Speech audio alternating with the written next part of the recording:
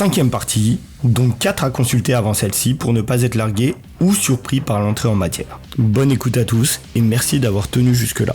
A noter que les chiffres qui seront présentés dans les années à venir seront bien plus importants et dans des proportions alarmantes, alors qu'il ne s'agit que du résultat prévisible d'un marketing efficace.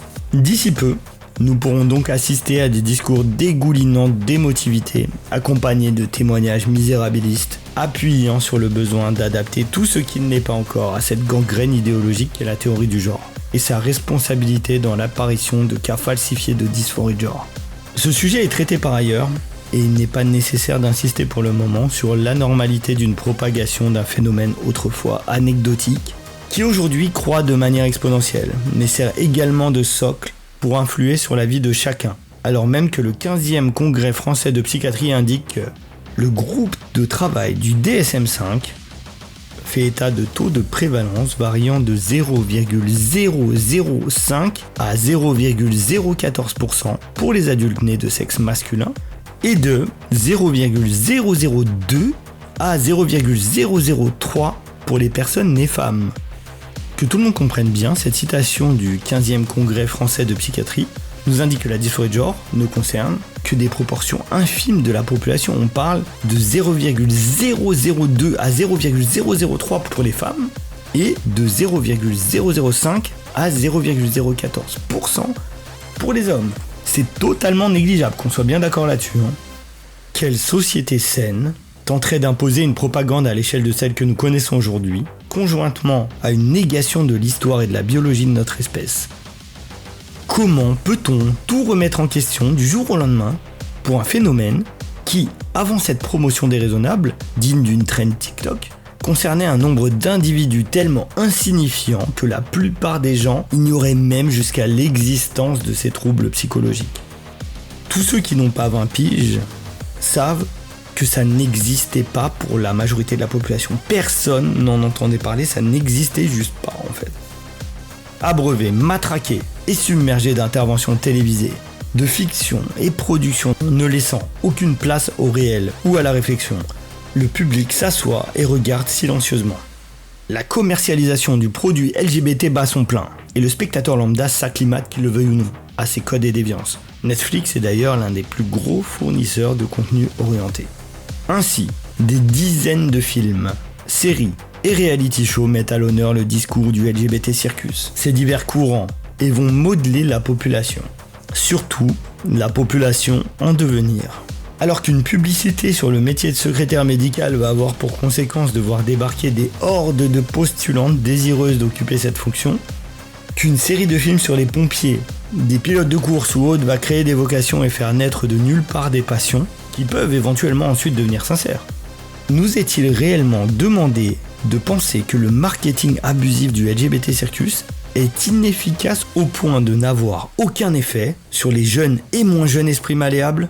C'est un exemple de déploiement de la propagande des métanazis, qui ne se limite pas à la néo-religion LGBT, mais touche également à toutes les fondations de notre société contemporaine. Il est souvent question ici de la LGBT, mais les sujets et sources de propagande sont légion. Les mouvements qui ont dévoyé le féminisme, les associations autoproclamées antifascistes, les promoteurs de l'angoisse liée à un réchauffement climatique, et ceux qui essaient de culpabiliser le citoyen lambda au sujet de l'écologie, alors même qu'ils ne représentent absolument rien dans l'équation globale, sont également une menace directe pour tout individu cherchant un semblant de sérénité, de transparence et un retour au réel. La raison pour laquelle je privilégie ici l'aspect LGBT, c'est précisément parce qu'il s'agit, et de très loin, de la propagande la plus abusive, la moins subtile et la plus ridicule, de par son essence et les discours de ses partisans, à laquelle j'ai pu assister. Un enfant de 10 ans peut mettre à mal le pseudo-argumentaire de la plupart des militants du mouvement, en étant simplement honnête et sans filtre.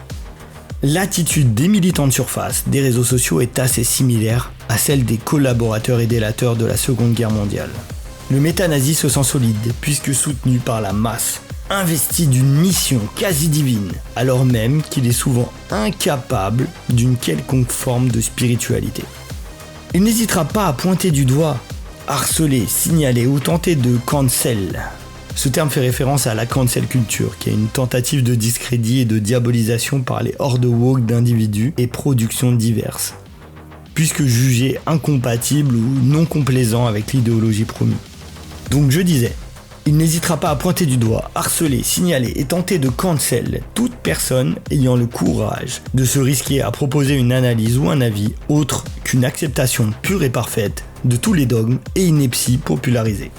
Affiches et drapeaux sont bien évidemment un grand classique de l'histoire des méthodes de diffusion d'une doctrine.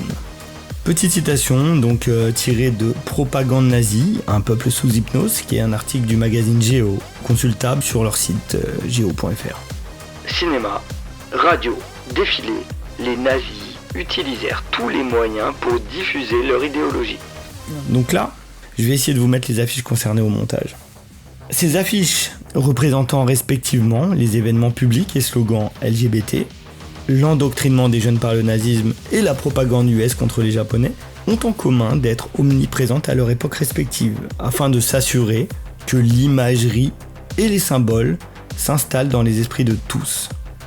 Elles jouent sur la symbolique, le rappel des couleurs d'un mouvement ou essaient d'inspirer la confiance par les dessins simplistes et l'excès de couleurs comme dans l'exemple d'affiches LGBT.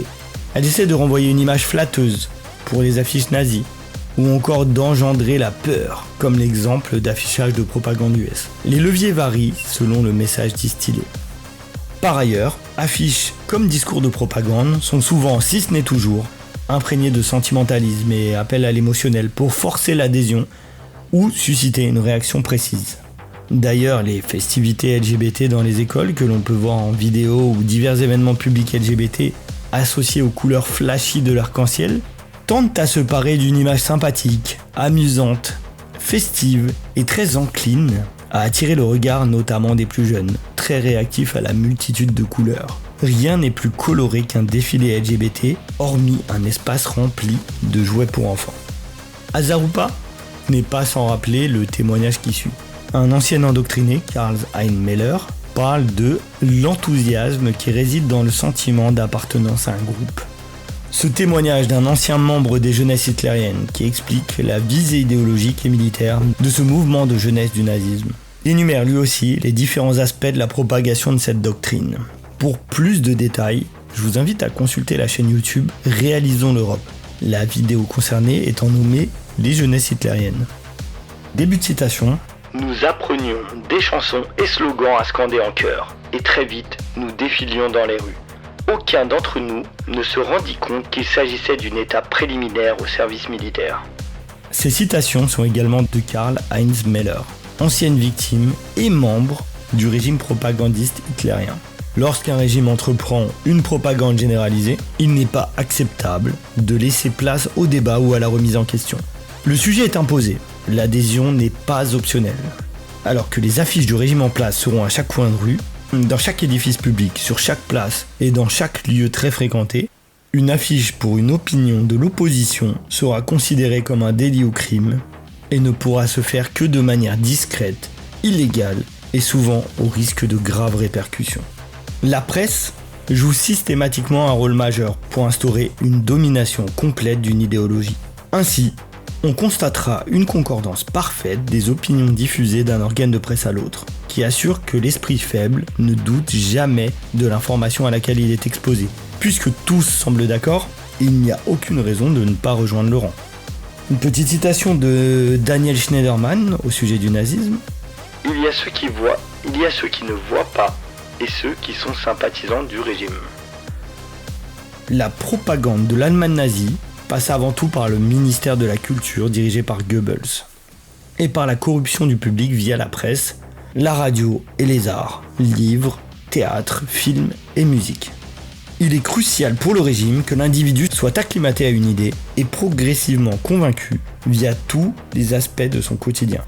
L'encyclopédie multimédia de la Shoah, citée précédemment, insiste sur le rôle très particulier que le cinéma a joué dans la corruption des esprits. L'imagerie par les productions cinématographiques, encore assez récentes à l'époque, a un impact particulier sur le public. Est-il vraiment nécessaire de vous rappeler quelles sont les idées abusivement véhiculées de nos jours au travers du cinéma et des programmes télévisés ? Je vous laisse faire vous-même le rapprochement avec le procédé des nazis. Seconde citation de l'article précédemment cité de Géo, donc qui se nomme Propagande nazie, un peuple sous hypnose. Toujours dans Mein Kampf, Hitler affirme œuvrer pour des buts qui ne sont compris que par une très petite élite et délivre sa méthode pour les atteindre. L'art de tous les grands chefs populaires a toujours consisté à concentrer l'attention des masses sur un seul ennemi. Car, précise-t-il, les grandes masses sont aveugles et stupides. La seule chose qui soit stable, c'est l'émotion et la haine. Ces extraits repris par Géo sont extrêmement intéressants. Pour quiconque voit un parallèle entre la doctrine du régime actuel républicain et de l'Allemagne nazie. L'humain, l'homme, d'autant plus l'homme blanc, le présumé raciste, le misogyne, l'homophobe, le transphobe et le complotiste sont tour à tour le juif contemporain, dans le sens où ils vont être accusés par les métanazis de tous les maux, sans que leurs actes et paroles ne justifient la haine et le rejet dont ils font l'objet.